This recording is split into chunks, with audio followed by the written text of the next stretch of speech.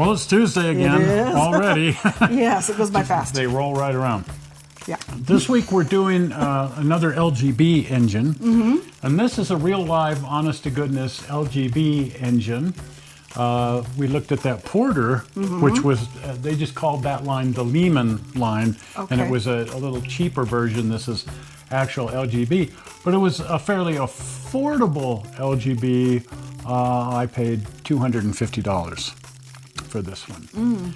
But it's an, what is it, Orenstein? Orenstein, I guess. Our German isn't Koppel. great. Koppel. Pardon us for butchering that. Orenstein and Koppel 4040 switcher. And it's just such a classically wonderful little German industrial switcher. We looked at the American version, if you will, a Porter. This is kind of like a German variation on that same thing.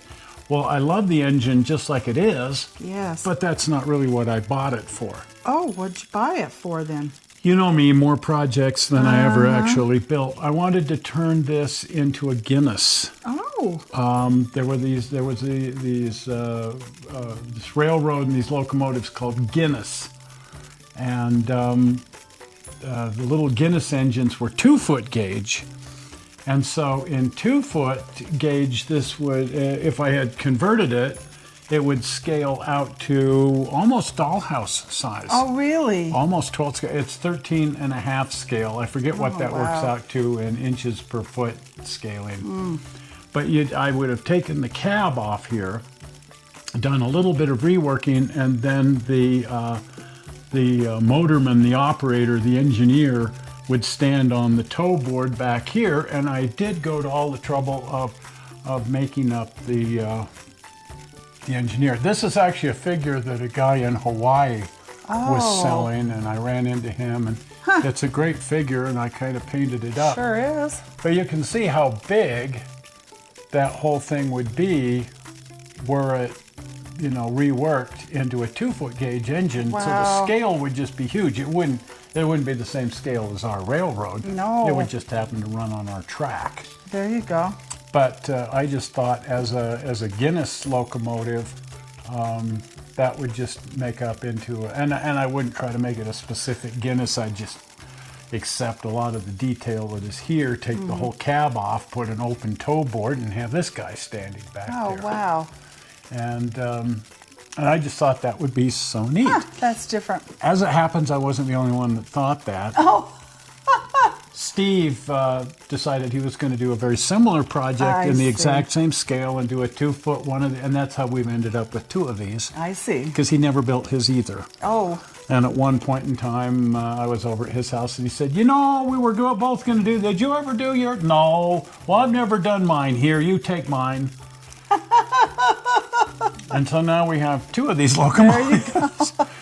But I also think they're just neat like they are. Right. I could see converting one into a 2-foot gauge and actually doing that project with the Guinness locomotive or something similar. It'd be very freelance. Right. It wouldn't be a specific prototype. It'd just be fun. It'd just be really fun. But isn't that just that is really neat. I like the two-tone. It's like there's brass or copper. Yeah, these are copper. These steam lines coming here are copper. That's just and pretty. The throttle is exposed. It has an exposed throttle, and you turn this big wheel over here to open and close that valve. And then I was wondering what that was because I thought it was a steering wheel. Like, where are we going? Yeah, it's all exposed. The exhaust lines come up through here. It doesn't have a superheater or anything, so then the throttle line comes down through here. I see. It has injectors and a little injector, and of course a Johnson bar. It's a whole different way of running an engine, and then it was just like the 2-foot gauge version. It was run standing up. There's no place to sit down in. No, I'm surprised there's a place to stand up. But it's it's an industrial. Yeah. They were all industrial switchers, and I guess they figured the operator didn't need to sit down. No. You can just work standing up. It's better for your health. That's the, what's that standing desk thing that they've got? Yeah. Anyway, it's like that, only it's for a locomotive engineer. Anyway, isn't that neat? That's really neat. And we've got 2 of them, and let's go run this one. Yeah, let's go see what happens. Because I've actually never run either one of them. Oh, well, there's a first time now. So here we go. So it's It runs. It does. And doesn't it look neat? It does. Running. Oh, that's just something else. That's fun. That's just really cool. Wow. No, we got to do something with these. I don't know Yeah. just exactly what. I mean, it's not like we don't have some 40 locomotives. Right. It's, you know, We'll just what are we take going to turns do? running them. But and it's just straight DC. There's nothing fancy about it. But Right. it's just neat. Oh, that is. And if we way ever cool. if we were ever looking for a project, yeah, right. Yeah, we don't have any of those, no. Converting one of these into a 2-foot gauge engine would be a pretty sharp, That would be neat. neat little project to involve ourselves in Right. for It could be fun. some time or other Some other time. or other. Anyway, there it is. The LGB, or how's that pronounced again? Orenstein and Koppel. Yeah. It's the industrial switcher. There we go. Yeah.